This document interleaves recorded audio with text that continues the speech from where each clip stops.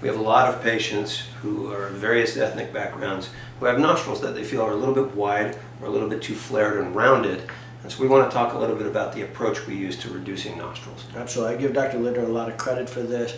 You know, it's really important that you do an analysis of whether it's the nostrils themselves have just too much flare, meaning rounding, or is it the sill distance, the distance from the columella itself, the septal area in the middle, and the nostril insertion.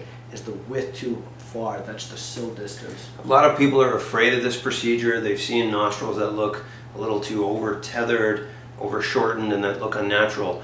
When it's done properly, that should never be something you have to worry about. And that's really a function of the technique and the approach that's used.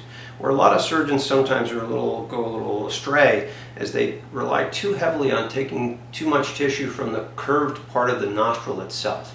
And if you're over-aggressive with that, that can bring the cut edge of the nostril back down to the cheek and make the nostril look too straight and triangular. Absolutely. So if you look at nostril pictures, if you go on our gallery, what you'll see is it's really important when you bring the nostrils in, you want to retain a little bit of that flare, a little bit of that natural curve, and we often will combine some of that flare reduction, what's called a weir reduction, with some sill reduction, removing some of the tissue here, so that the nostril's not just getting tethered down, getting that pasted on look, but coming down and in, so you retain that natural curvature.